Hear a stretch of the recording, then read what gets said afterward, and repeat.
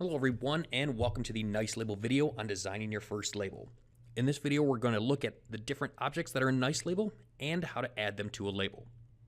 When we first open NiceLabel, we're presented with three design options.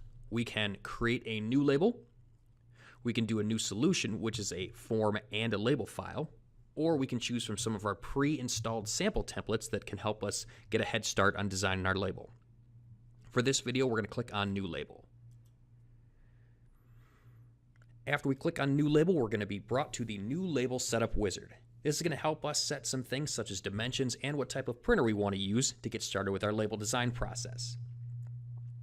In this, we can use any print driver that we have installed in our Windows environment, or you can download some of the print drivers we have available from our website at NiceLabel.com. I'm going to use my thermal printer that I currently have installed, and I'm going to click Next. Now here we can actually select our page size, meaning what type of stock we're going to use, whether it's printing on a roll of labels, printing on single sheets of paper, or choose some different settings from different predefined stocks that we can use. I'm going to choose to print on a roll of labels, and I'm going to click Next. Now here's where we're going to select the actual printing orientation, such as portrait or landscape. As you can see, we've got our screen layout and our printer layout. When I click on Landscape, you can see the print layout changes, and so does the print preview here. If I were to click Rotated, it would also change the print layout here. So I'm going to actually uncheck Rotated and keep orientation for my printing needs. I'll click Next, and now here's where we get to the actual dimensions. In NiceLabel, you can use either metric or imperial units. You can click the drop down here and select either centimeters, inches, millimeters, or dots. I'm going to keep this on inches, and I'm actually going to change my width and height to 4x4. So I'm going to highlight the width here, hit 4, and then I'm going to tab over to the height column and choose another 4. And as you can see, the print preview changed to show my new width and height dimensions. Now we could even add some margins, we can do some radiuses, and even if we were using multi-up labels, we can do horizontal counts and vertical counts. Now I'm going to click Next. And now we have our summary. This shows us what type of printer we're using, as well as our label dimensions and even some paper dimensions. I'm going to click Finish, and we're going to get started taking a look at NiceLabel. Now here we have a lot of options in NiceLabel. You can see here that it looks very familiar to Microsoft Word, meaning we have a ribbon, which is also like Microsoft Word contextual, meaning depending on what we put on the label and what we highlight, the ribbon is going to change with different options. If you take a look over here on the left, we've got our objects area, which is our text objects, text boxes, barcodes, pictures, and other things. Down here, we've got our area for our variables, our functions, and our databases, which we'll get into in later videos. Taking a look at the ribbon here, we've got selections on our Home tab for fonts, printing actions, some data management, and even grouping some of our objects. Going to the Data tab here, we can see where we can set up different connections to different data sources such as Microsoft Excel, Access, and even SQL. On the View tab, we've got View how to take a look at some of the objects on our label. We can zoom into certain things and even put in grid lines if we want to get some finer design points. We've also got our Help section here, which can guide you to technical support, some knowledge base articles, and even some sample files. Let's get started designing our label and go back to the Home tab. Now for this label, I actually want to create a text object, a text box, and a barcode. So we're going to start by clicking on the text object and put it on the label. So here we have our text object, and much like I mentioned a little bit earlier, we've got our contextual ribbon already coming into play. You can see here we've got two new areas called Design and Text. If I click on Design, I can see I've got different design options here, such as position and anchoring, and text will help us edit the text as far as scaling, different size fonts, and even different type of fonts. So I'm going to click back on the Home tab, and now I'm actually going to add in the text that I want in this text object. So I'm going to double click this text object, and now here we have our text editor. And all I'm going to do is I'm going to put in company.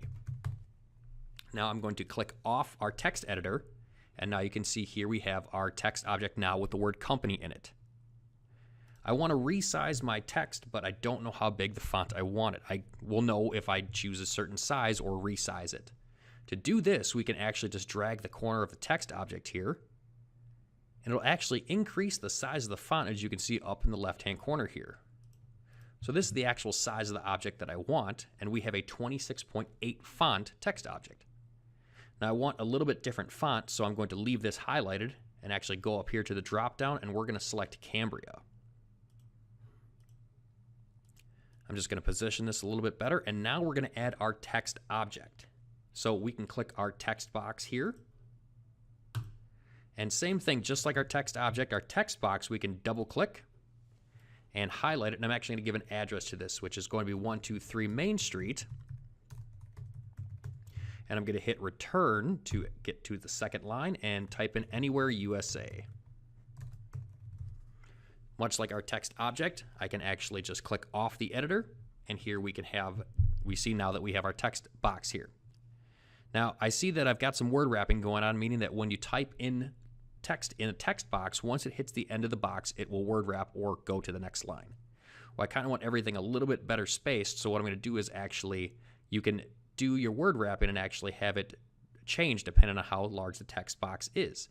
If I make it smaller, you can see now we're getting an error showing that it can't all fit in the text box, but you'll notice the text actually adjusts itself on the fly. I'm actually going to make this a little bigger so everything kind of fits on 2 lines, which is what I want. And I've got a lot of white space here, so I'm actually just going to drag this up a bit. So now we have a very clean text box. Now I want to line it up with the end of my company text object, but I'm not really good at eyesighting. Well, what we can do is in NiceLabel, we can actually click and drag this, and you'll notice that once we hit the end of our object here, we get a nice purple grid line. So this helps us size up and actually place things so that they're actually in line with each other. Now, if I were to put this up towards the company text object, I can see that I get another grid line once I hit the end of the P and the Y character. So this shows us where we exactly are in spacing between our 2 objects. I'm going to drag this down a little bit, make sure it's lined up, and leave it there. Now I want to add my barcode. So I'm going to go to our barcode object over here. We're going to click on it, and I'm going to put it right on the label. Now you can see here by default, we've got some default text in here. First, I'm actually going to line this up with our objects, and I'm going to double click on it, and we're going to put in 1, 2, 3, 4, 5.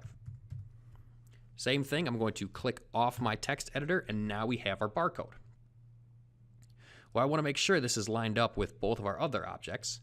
Now, I want to move all 3 of them together, but I'm not really sure how I can do that. Well, I can hold Shift and try to select all of them, or I can simply just highlight all of these objects and move them, and we can even resize all of these on the fly depending on how big our label is and how big we want these objects. So if I highlight all of these, I can click and drag, and as you can see, these things get bigger as we click and drag and kind of resize everything. Well, I'm going to click and resize to, this looks about a good option, so I'm actually going to now reposition this. So now we have our company, our text box, and our barcode object all resized and lined up perfectly. Now the last thing is we can go to File and Print, and here we come to our printing form. This shows us where we can change some things such as the speed and darkness of our printer. We can choose to print to file, and we can even set some of our printer settings here. And we can even see a print preview of what our label is going to look like. And if we had some variables, we could even assign some data to those variables or choose how they're going to be populated. We can also change the quantity of our labels here and even do some other things such as printing to a file or even some PDF printing. So in summation, we learned in this video how to create a label, add some of our dimensions in our settings. We've learned how to add a text box, a text object, and a barcode. We've also learned some simple formatting things such as lining things up using the auto grid line and how to select all of our objects and resize them all at once. Thank you for tuning in to this video on designing your first label in NiceLabel.